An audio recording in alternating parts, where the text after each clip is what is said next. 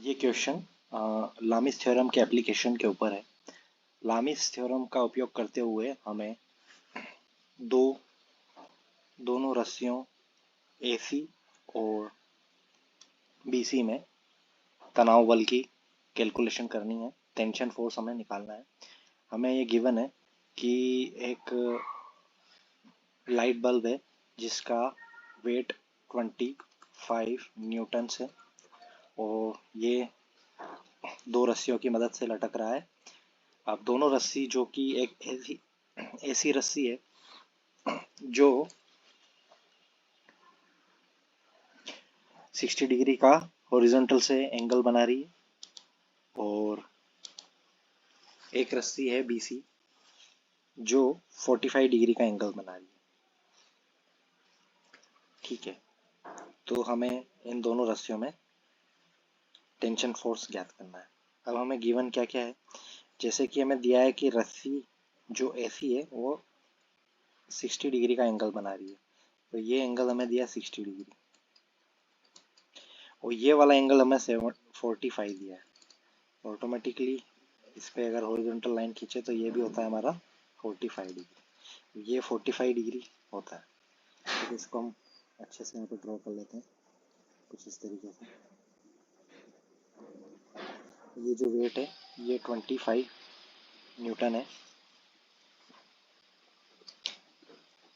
ये पॉइंट है हमारा C, ये पॉइंट है हमारा B, ये पॉइंट है हमारा A। एंगल हमें दिया है,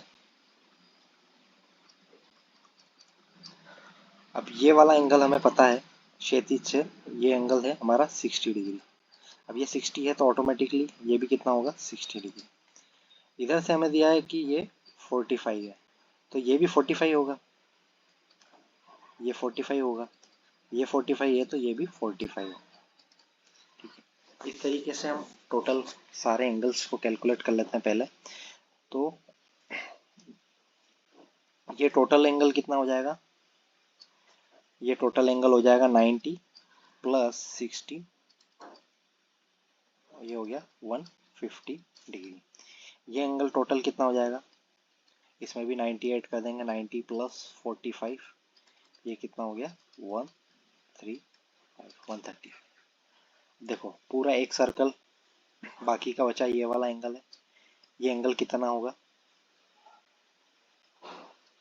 ये वाला एंगल कितना होगा, टोटल 360 में से माइनस कर देंगे 150 और 135।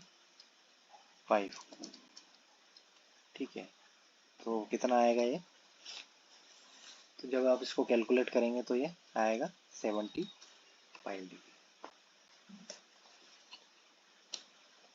इसको हम अच्छे से लिख लेते हैं।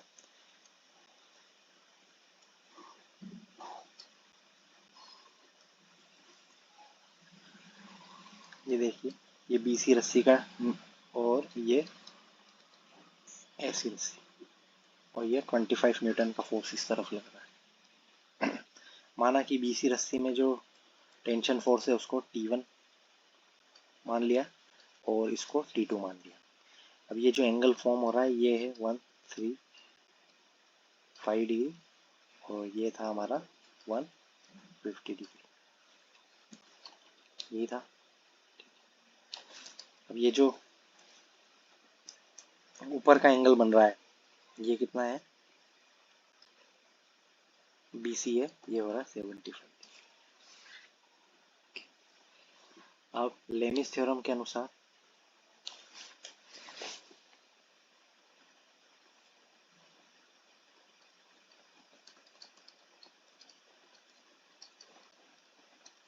लेमिस थ्योरम ये कहता है हमें, अगर तीन फोर्सेस हैं और तीन फोर्सेस, इसकी कंडीशन है कि तीनों फोर्सेस कॉनकरेंट एंड कोप्लानर होने चाहिए। ठीक है, अगर वो तीनों इक्विलिब्रियम कंडीशन में हैं तो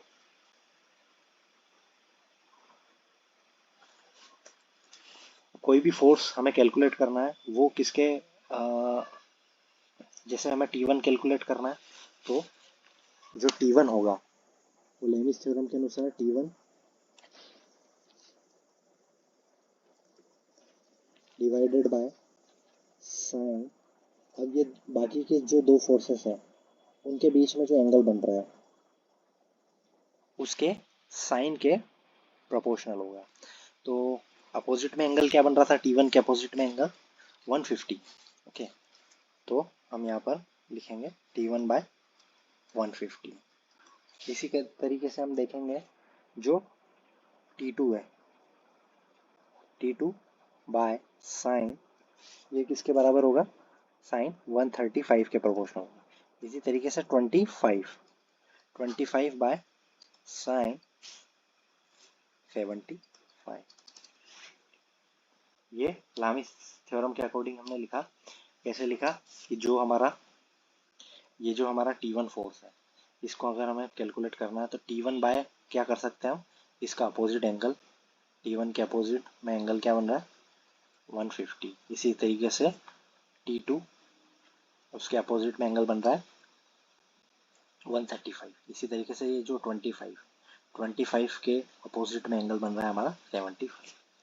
इस तरीके से हमने लिख लिया। अब हमें T1 और T2 ही कैलकुलेट करना था, तो हम एक एक बार दोनों को ले लेंगे।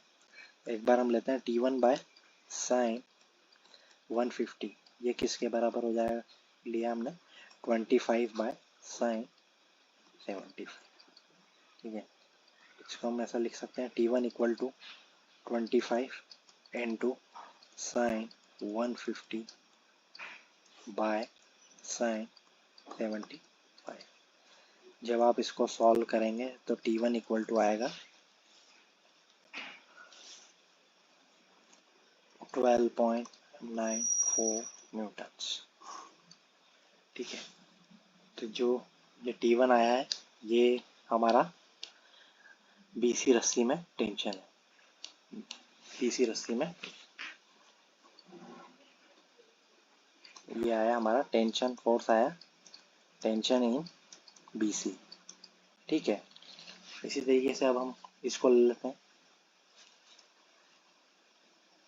T2 by sine 135, T2 by sine 135 is equals to, ये हो जाएगा 25 बाय साइन 75। अब हमें T2 कैलकुलेट करना है, तो T2 इक्वल टू हम क्या लिख सकते हैं 25 साइन 35 मल्टीप्लाई में आ गया बाय साइन 75। इसको सॉल्व करेंगे तो T2 इक्वल टू आया 18.30 न्यूटन्स। ये क्या है, AC रस्सी में है ना, टेंशन इन AC।